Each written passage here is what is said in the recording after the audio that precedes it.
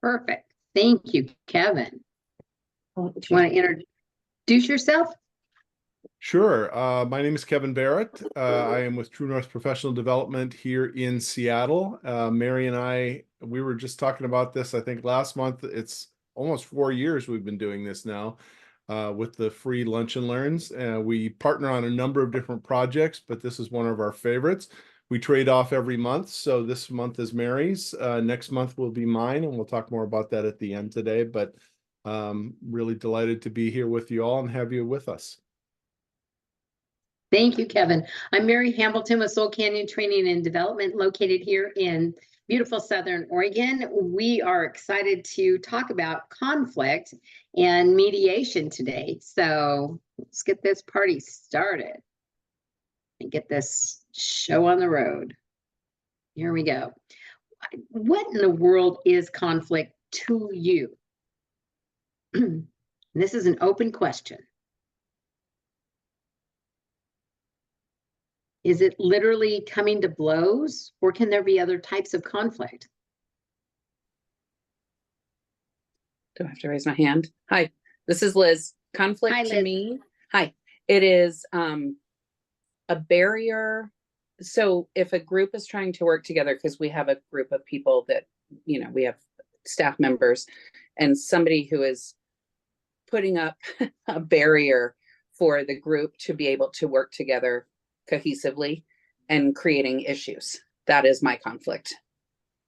Very good. Thank you for sharing. Yeah, it doesn't have to be, coming to blows and being fisticuffs or even yelling and screaming. Conflict can come in a number of different ways, right?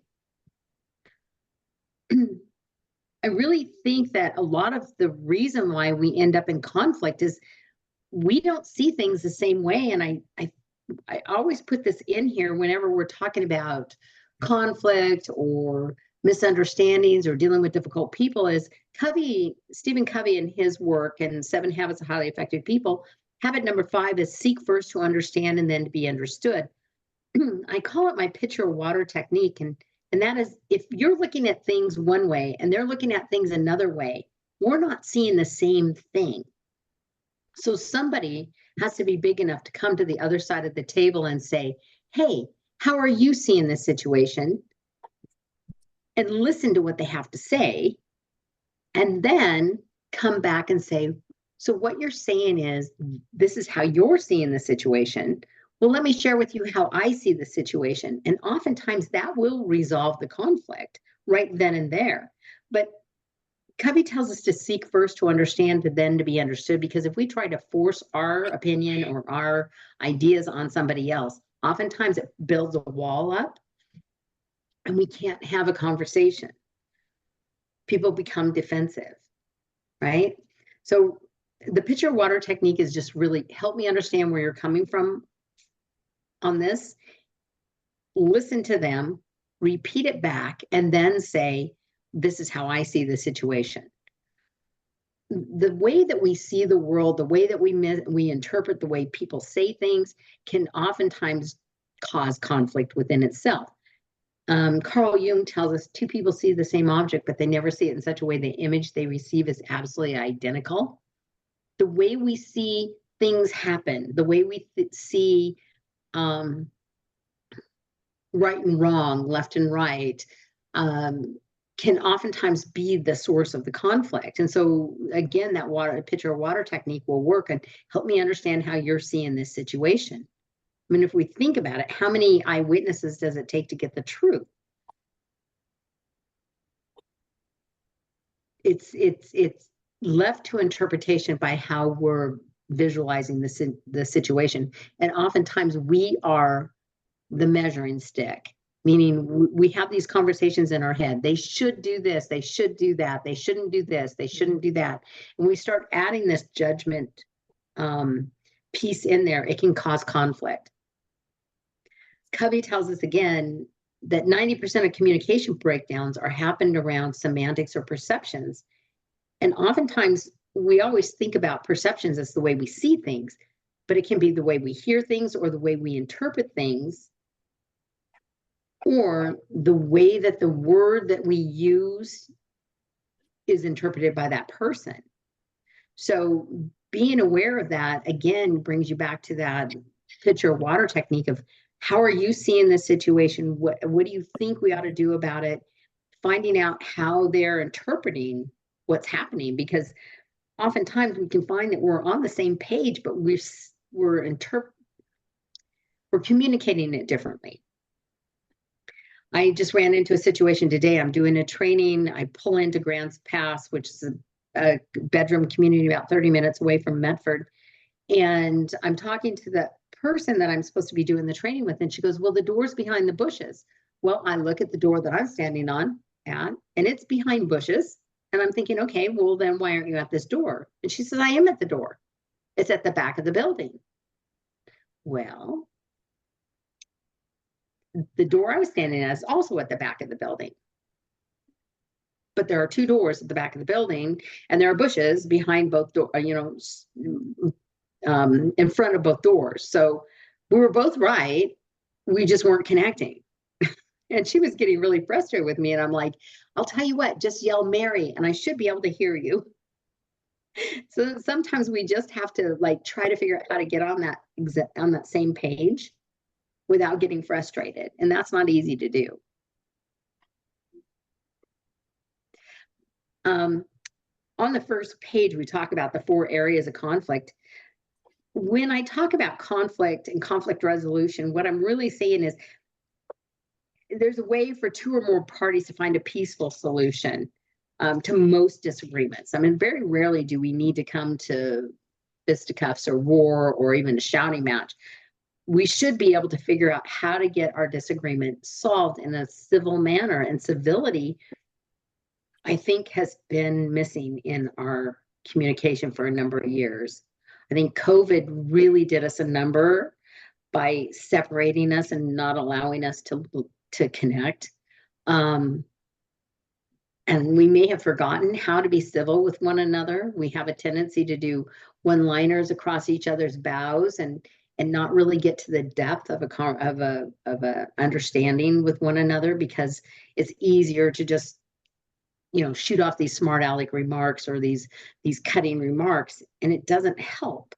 It doesn't help connect us. It doesn't help solve. It doesn't help the peaceful, happy life I think everybody at their heart, at their core level wants. So when we talk about the different areas of conflict, most of the time it's my information and your information don't match. So that, tell me how you're seeing this. This is how I'm seeing it. And then verify. There's so much false information out there that we really need to make sure that we take time. Instead of a stance, we take time to find out, that we do research, that we really understand.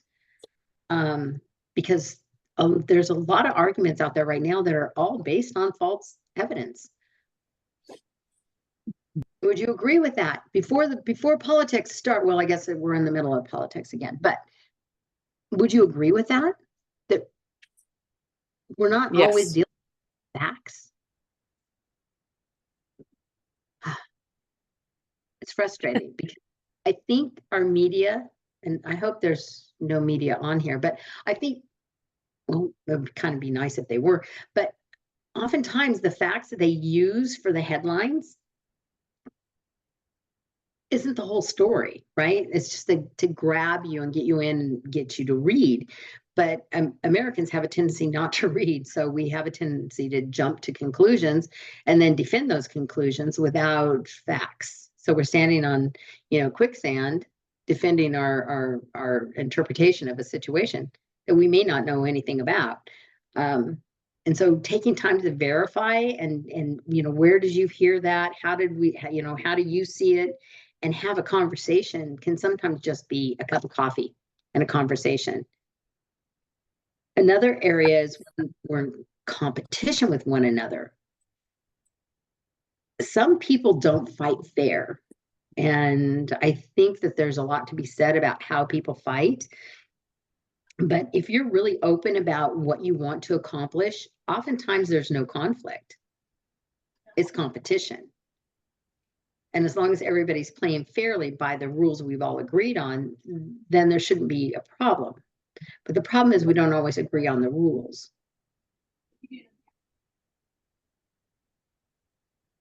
I had a conflict with one of my coworkers, and he was trying to protect his opportunity for a job that was going to be opened up in a new resort that we were purchasing. And if he had taken time to actually have the conversation with me instead of trying to undercut me and make me look bad, he would have found out I don't want that job. I would have supported him in moving to that position. But I never got that opportunity because he decided it was going to be a fierce competition and he was going to take me out. And so when we talk about goals and what we want to accomplish, oftentimes we don't want the same thing. And that's good and that's okay. We could support one another in achieving our own goals that are different from one another. If we want the same thing, we can come to agreement on, hey, how do we play fair here?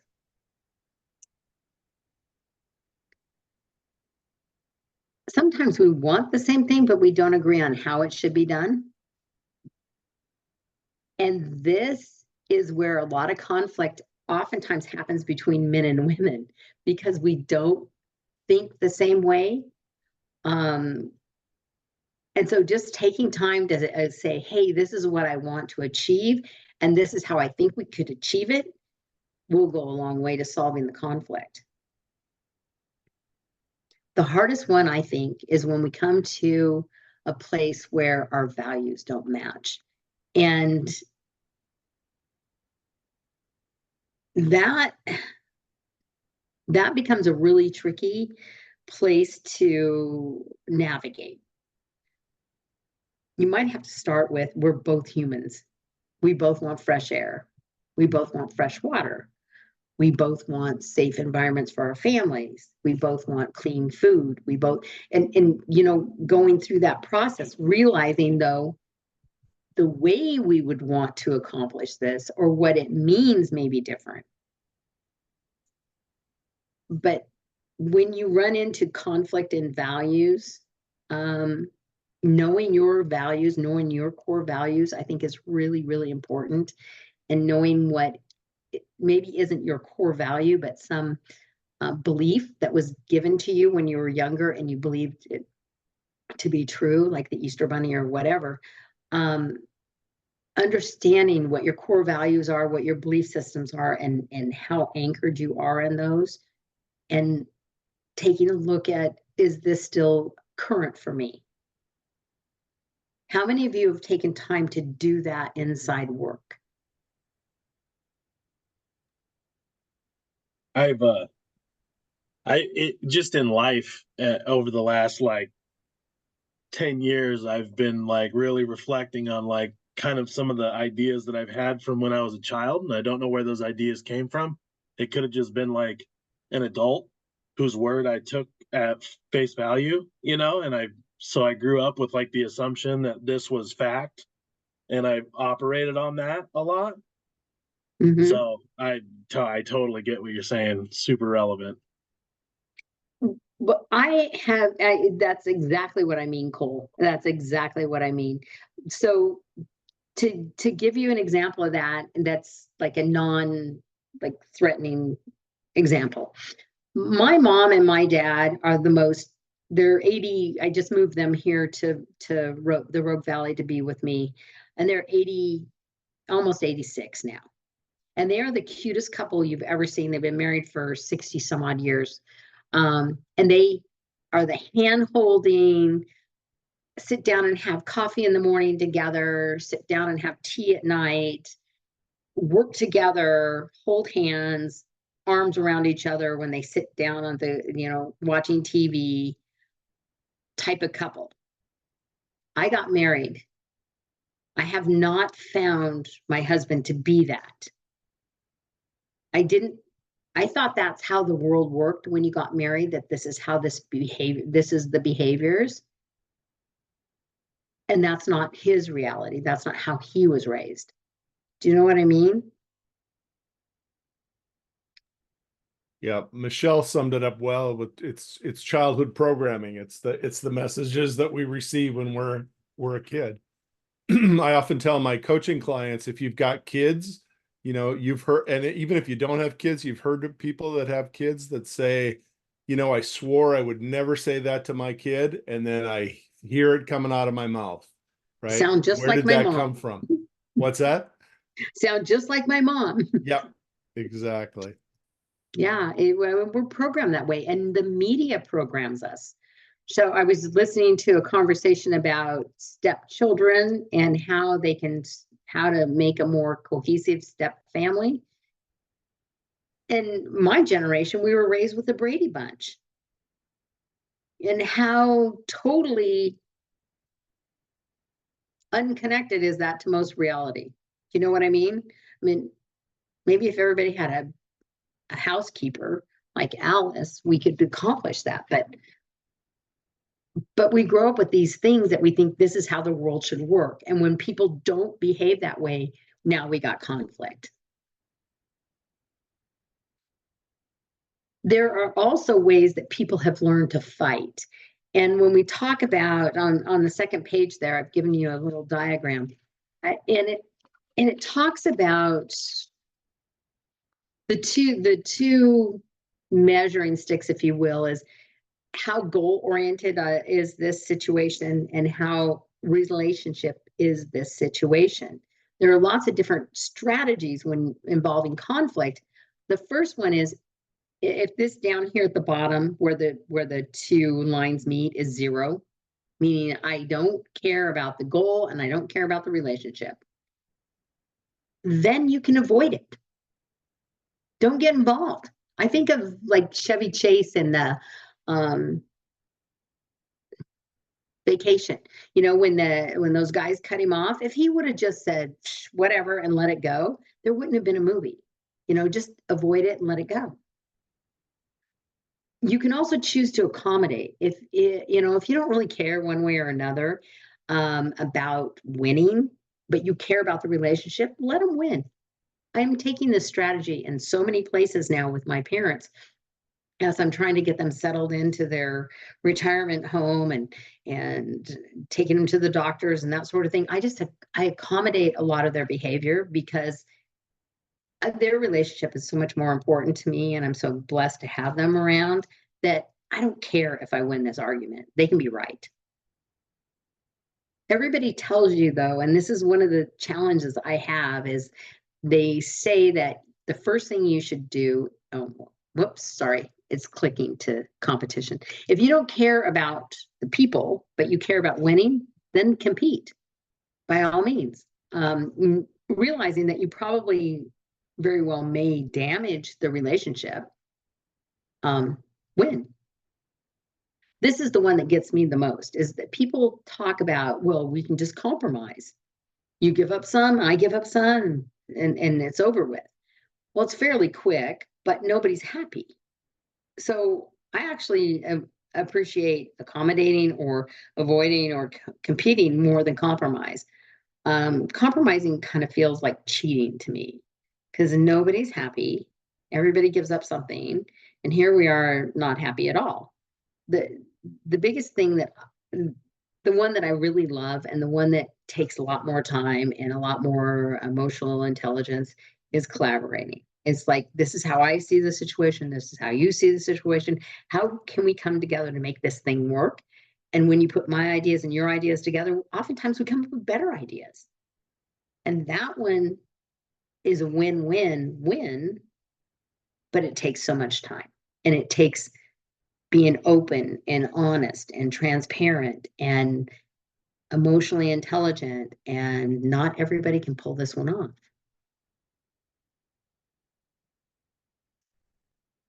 But when I think about times where I've collaborated with people, the end result is so much better than what if I would have competed and won. I really cherish the times when I can collaborate with people. When I think back of times where I've had conflict and we've come through that conflict with collaboration, I think of some of my most strongest lifelong friends, lifelong folks that I admire, that sort of thing. I mean, I think the way that people fight really shows who they are. You guys got some thoughts on this one?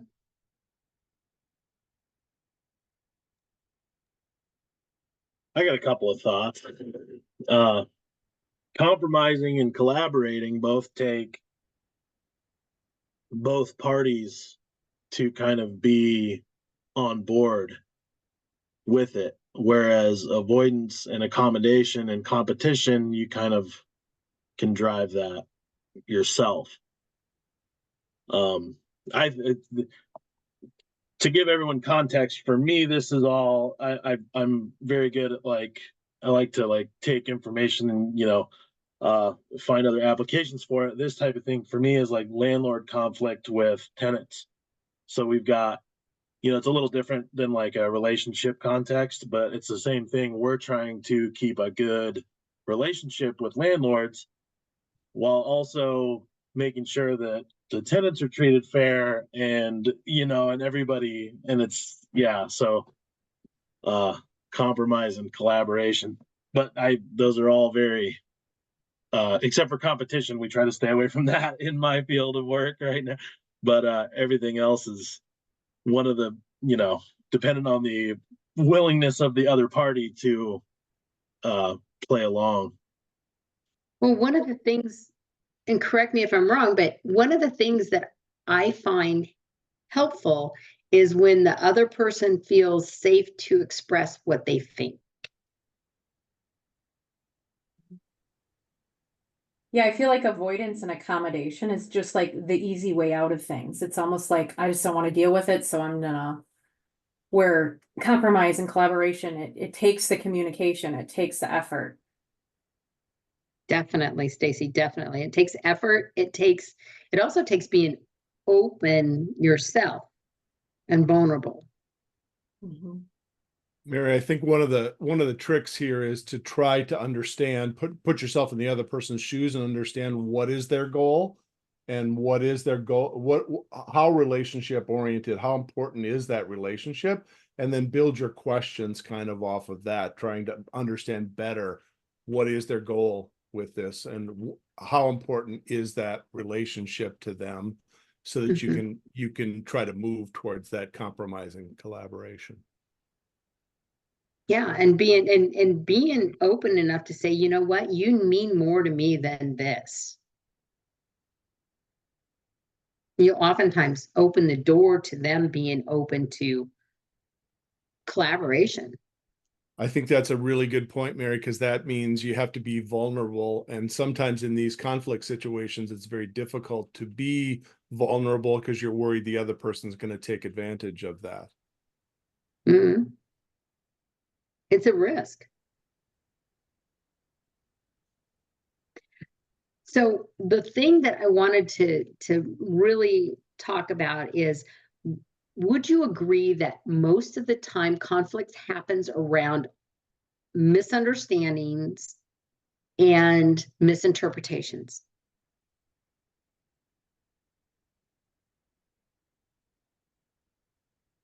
I mean, I know there's mean people out there that just want to bully and beat people up, but most of the time, I think we're tripping over top of each other. We have a misunderstanding. We've interpreted their behavior wrong. We've interpreted their words or their body language wrong, and we're interacting at a stress level. Which brings me to our personality workshop. And I really think that oftentimes, I've heard different numbers, but they say that 75% of your conflicts in life are around your personalities. I know just by being me, I can irritate people. And they can irritate me. I have a client that I'm working with right now, and we have very different personality styles. And I know that I'm causing some stress in her, and she's causing a little bit of stress in me. And I teach this stuff. So I want to share with you this. on the second page there, it talks about the different personalities. And this is our branching chart. This person, this square right here is a person. It might be somebody you know really well, might be somebody you just met. The question you should ask yourself is, are they being engaging or are they being reserved? If they're being engaging, you need to ask yourself, is it a driven form of engagement or a cheerful form of engagement? The driving we call direct red. They're very direct and to the point. You know where they're coming from. They're not afraid to tell you what they think. The cheerful bouncy, we call them fiery red, right? The dynamic yellow, the cheerful bouncy, happy-go-lucky individuals oftentimes are not really direct in their communication. They don't want to hurt anybody's feelings because they're a heart-based energy. They're bouncy, they're super distracted, and their distractiveness can cause irritation in the direct red. The reserved, if you get them talking, you can hear it in the tone of their voice. You have a warm, caring, empathic tone or a cool, analytical tone. The warm, caring, we call caring green. The little heart-shaped tree and root, they care about everybody and everything. When they talk to you, it sounds like they're giving you a hug. They're sweet people. Versus the cool, analytical, detail blue with our snowflake, right? They measure twice, cut once, matter of fact, very little facial expression. Just their lack of facial expression can cause stress in the dynamic yellow, or cause concern in the caring green because they think something's wrong, or cause irritation in the direct red because they're trying to get stuff done. So just by being yourself, you can irritate your coworkers. They can irritate you. You can misspeak to one another and interpret behaviors negative versus unintentional, right? Our Colorful Connections program goes way deep into this. It's about a 4-hour program. Feel free to talk with me about it later. But in a nutshell, when you communicate with others the way they want to be communicated with, you'll have deeper, better connection. You'll be able to understand what's driving them, how they see the world, what they need from the world. And if you'll implement these little teeny communication tips, be fast and efficient with red energy. So when you read somebody as that direct red, get it done person, be fast and efficient with their time. For the yellow energy, if you'll be fun and interactive with them, if you'll communicate with them the way they need to be communicated with, you'll have friends. I mean, they'll be your friend. They love friends. The warm, caring, empathic green, they care about people at a really deep level. And if they know that you're being real and you truly care, they'll be warm and caring and empathic with you. With blue energy, they don't want to get to know who you are. They really just want all the facts. They want it to be non-emotional. They invented email so they wouldn't have to talk to any of us. So that's their preferred form of communication. Send them an email with all the attachments, make an appointment, and then show up on time to have that conversation about what you agreed to talk about. You'll find that blue energy is very accommodating when that happens. No surprises. We don't like surprises. No surprises. I know. I'm sorry, Kevin. I spring surprises on you all the time. Kevin and I are actually opposite personality styles. Kevin is the detail blue analytical thinker, and I'm the dynamic yellow, like, let's just have fun and do it. And I wing things very often, which causes stress for blue energy who plans things. We're a good partnership, though. We are, because you dot the I's and cross the T's that I don't do. So if any of you don't have this Quick Connect card, just shoot me an email and I'll send you a PDF of it. I didn't include it in my package because I figured that would be a little too much stuff to just lay on people. But I want to come on page 3. I added a couple of extra pages to my handout. On page 3, I want to talk about stress and the different from the direction of the personalities, because when people are stressed, they become angry. I love this quote by Aristotle. Anyone can become angry. That's easy but to be angry at the right person, to the right degree, at the right time, for the right purpose, in the right way, that's not easy. Too many times we take out our anger on people that don't deserve it. Too many times we are the brunt of somebody else's anger that they're taking out on us, and we don't deserve it. And so I think that's really what I want to talk about when it comes to conflict today. I know a lot of you have been with us for several years and have gone through our different conflict programs. I think this one is really tricky to understand, that it's not about you oftentimes, it's about what they're going through, and to be able to step back from it. When we look at the stress that's caused under the different personality styles, some people react like this.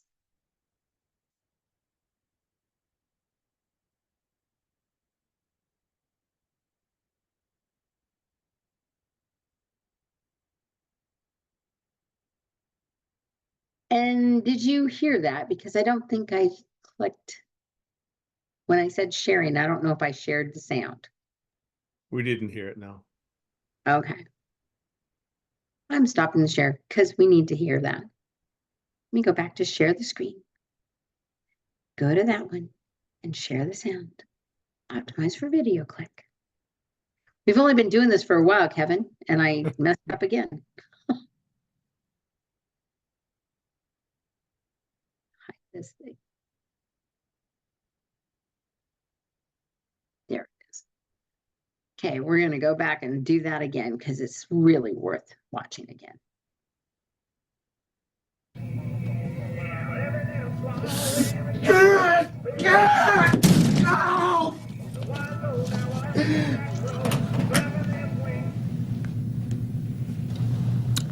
That was an overreaction. You heard it that time, huh? Yes, Whoop. indeed. Whoop. We didn't need to do it again. I think I may have messed up my oh no, I guess I left it there on purpose. So when we look at the personality styles, you know, the whole engaging, reserved, driving, cheerful, direct red, dynamic yellow, warm, caring green, cool, and detailed blue. There's different things that cause stress in these different personality styles.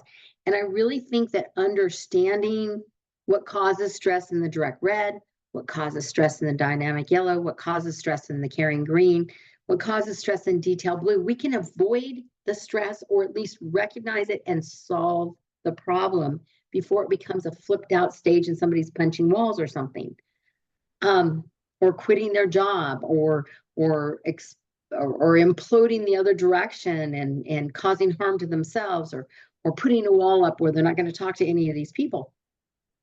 Under stress, and this is one of the things that I wanted to pop up here, blue energy under stress becomes stuffy, indecisive, suspicious, cold, and reserved, meaning their wall goes up, and behind their wall, they're saying, you people are idiots. You don't know what you're doing.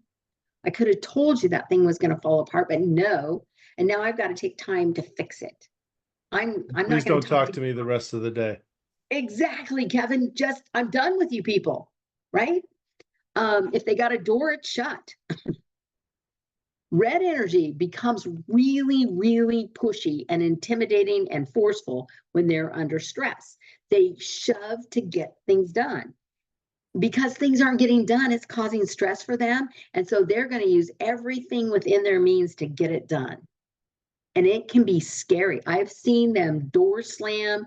I've seen, you know, they slam their cupboards. They huff and puff, and they look scary. I usually run away from them. Green energy, when they're under stress, they shut down. They really withdraw, and oftentimes they mumble to themselves things like It's not fair. You people are so mean. I can't believe you did that. That was rude. Yellow energy, when people aren't having fun, when people aren't appreciating the work that they've done, they haven't gotten their gold star, when they are feeling undervalued, underappreciated, more. Well, let me think about what I usually say. I can't believe I have to do everything and nobody does anything and just melt down. That's yellow energy. And it's because they don't feel valued and appreciated. So understanding what happens to people under stress is really, really important. And when I wrote this down, when I put this workbook together, I really thought that if you thought about what it is that makes that stress happen, these are my numbers, that you would appreciate seeing this. So under stress, and again, it's another card that if you send me an email, I'll send you one of these. Under stress for blue energy, if you look at what causes blue stress, the number one thing is no process or people not following the process, no data or lack of sharing that data, people being irrational, oftentimes with not seeing the whole picture or not understanding the danger, understanding the cause and effect of their behavior, or not enough time, so they've been pushed too hard to do stuff, or too much emotion causes them to have that problem. So whatever words you want to put in that blue box under detail blue, gather that, stick it right there and say, no, people not following the rules, no process, no logic, people being emotional causes blue stress, right?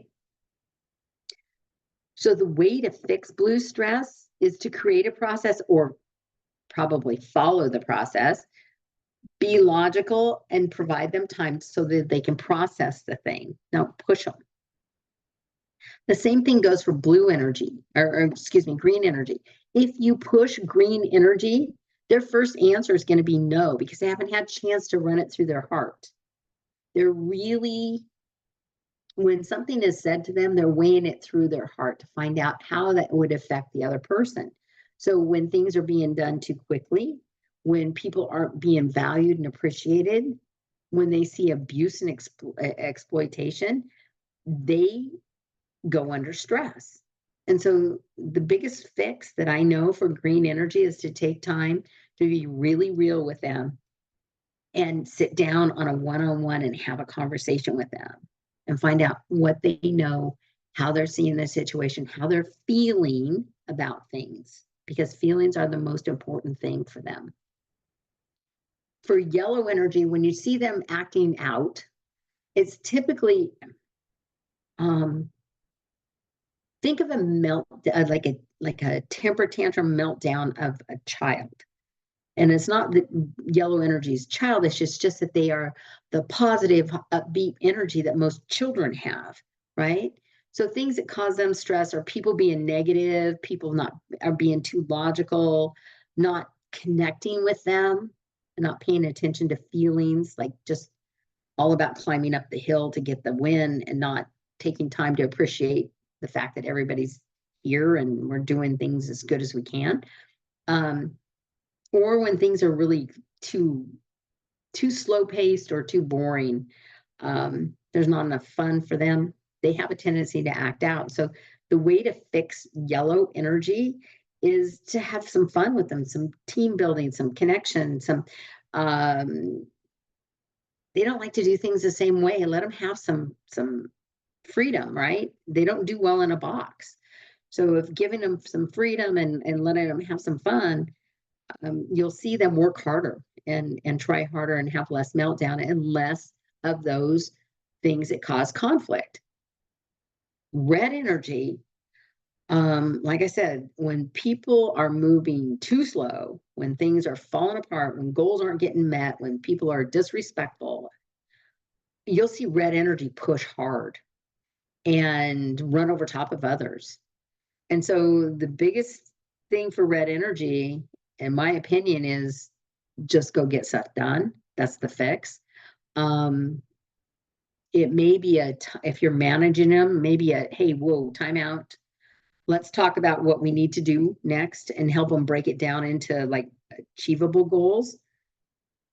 But the biggest thing that I've seen in red energy when they're under stress is just leave them alone. They'll figure it out themselves, or they will come down off of that and realize they need help. And you'll see less of that stress. All right, Mary, before you go on from that, Michelle has a question that everybody seems to relate to here. So she says, I feel I have traits from 2 colors in this. Is that possible, or am I just not being honest with myself? Kate agrees with that. And Stacy says, I got 3. I'm recognizing myself in 3 of those. So I have 4.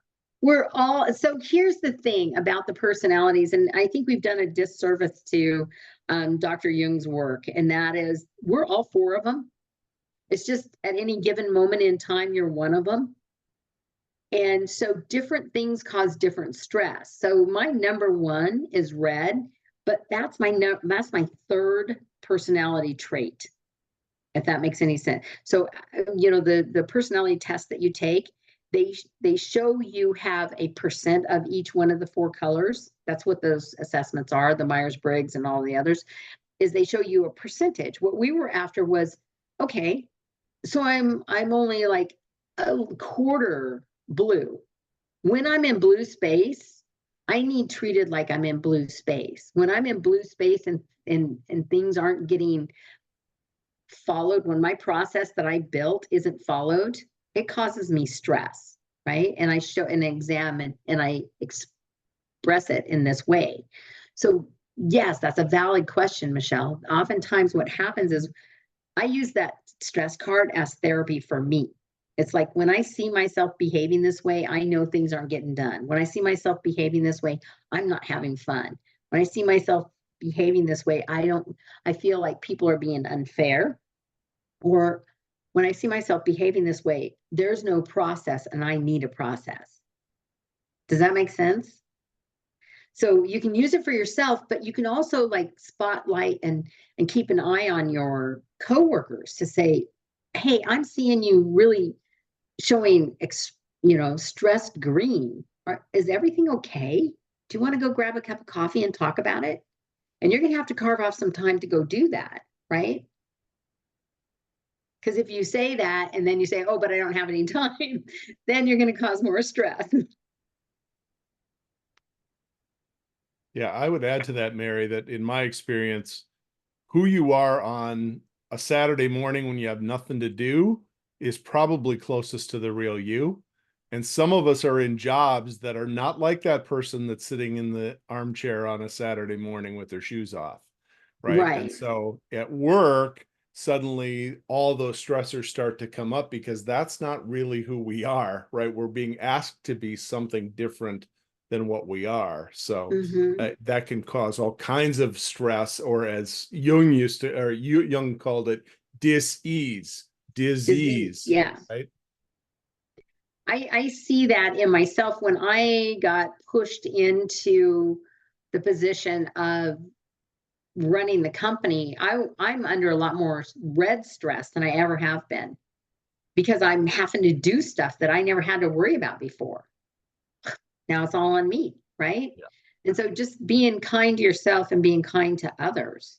So yeah, I love Michelle's comment here. I have a hard time coaching one of my team members because they pout when redirected. This will help them in conflict resolution when dealing with them. Absolutely. Yeah. So if you understand what their motivators are and you can respond to them with their motivators, that's going to be a huge difference. Absolutely. That's why I thought, I'm going to come at conflict from this direction. They're under stress, or their behavior when they're under stress causes me to respond in a way, right? Because I have fight or flight. If you come at me with red energy, I will flight more than likely unless I'm in a corner.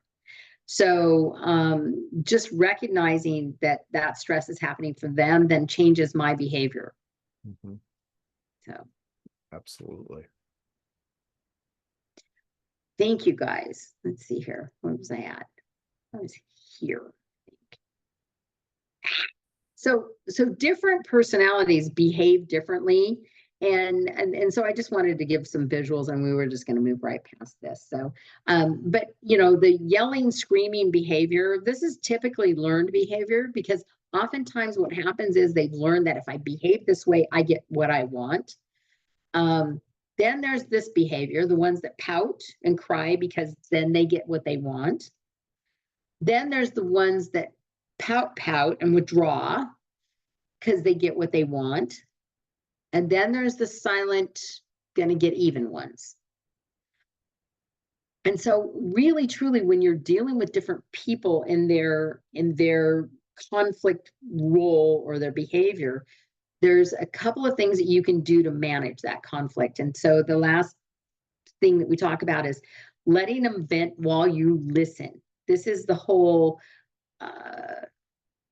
really, it's kind of that whole pitcher of water idea, is just let them vent, listen. While they're venting, you need to find out where the truth is, right?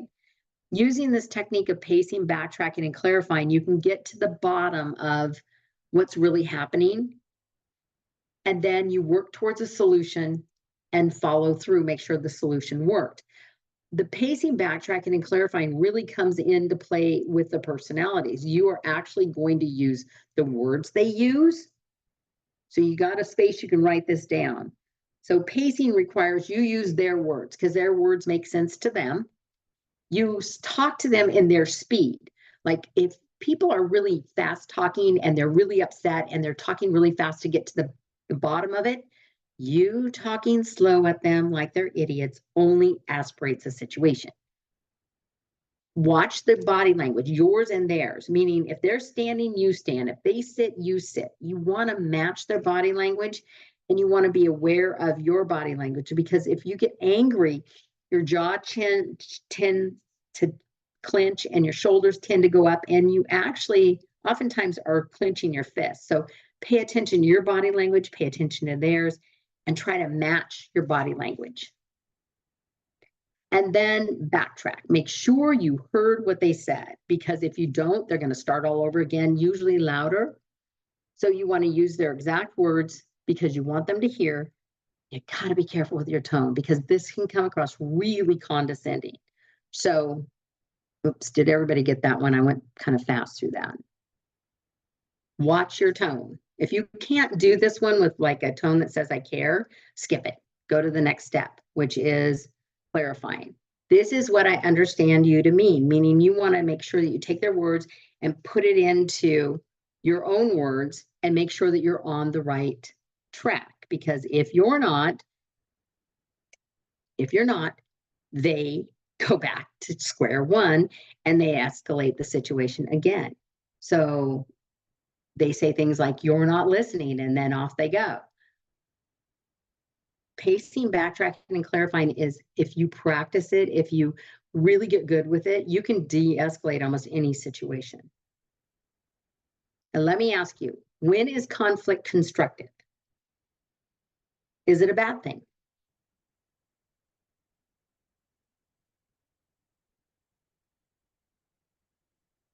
Is conflict always bad? No, No, sometimes it's just part of teamwork. sometimes it's just growth. That's it.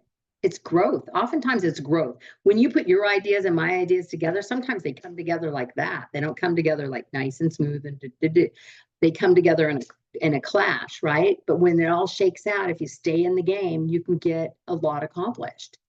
You can find new problems that you didn't know existed. I love this quote. Not all storms come to disrupt your life. Some come to clear your path. So keeping that in mind, that it's not a bad thing. Get engaged, don't get scared. This thing is called conflict resolution and mediation. And I'm not an expert on mediation. I know there are lots of people that specialize in it. There are great places that you can get mediation help. It can be a trusted coworker. It can be a boss. It can be an outside individual, but it's giving arbitration oftentimes, and mediation oftentimes helps bring another view into a situation. And so don't be closed to arboration, to someone else coming in and helping, and be willing to be that for other people. I think we need more of that in this world. We're getting short on time. So I wanted to point out we've got a couple of classes coming up that are Excel. If you haven't had a chance to take our Excel classes, please take advantage of us. And Kevin and I have not really done this. So on this back sheet of paper, I put some of our most popular classes, but I wanted to point out we've got some really serious followers that come every month to see us. We do house calls. We come to you. We'll bring training to your team live or on Zoom. So reach out to us if you have a need for training. So think of us. Next month, Kevin, do you want to talk about this one? Yeah, so next month we're going to talk about effective communication in the digital age. And I'll just give you an example of that. I'm working with a company right now. They've got email, they've got Slack, they've got texting that they do. They've got various other ways that they communicate from a digital, standpoint. And it's one of a multitude of issues that they've got in their organization, but it's creating problems where nobody knows where to look for anything, right? And so we're going to talk about that next month. We're going to talk about kind of the problems that creates and some solutions around that, and how you can kind of try to make that as easy as you possibly can on yourself and on your team. Because sometimes too much is too much. Absolutely. And so that one's on Wednesday, May 1st. And again, you can register at either one of our websites. Perfect. Nope, now we are done. That was stop the share, Mayor. How'd we do today? Does anybody have any thoughts? Closing thoughts? I'd love Tons of to. good This info. was great. Yeah, it was really great. And not only in work, but like marriage, right? Like, Absolutely. yeah, I was thinking about that the whole time. Like, and like I've been with my husband for 35 years. So our conflict management has changed over the years, and I'm sure it's evergreen. It will continue to do that. And same with work, Yeah, Right. absolutely. Well, These are life it's skills, not just work skills. Yeah. exactly life skills. So share the word, share the value, because we'd love to have more join us. I think wisdom comes from everyone. Thank you all for sharing. Yeah, and thank you all for your engagement today. It was awesome. Yeah, Thanks for see you having all. us. I'll send you the recording. We'll see you all next month. Hopefully, Awesome. if you have anything, reach out. Thank you. Thank Thank you you. So much.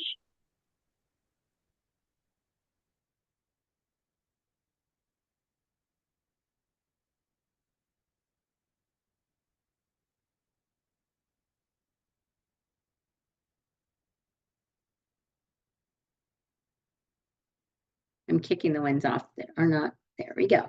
Thank you, Kevin. I gotta bet. run. I'm running excellent. late. So thank you. All right. Have a good one. Yeah, you too. Take care. Bye-bye.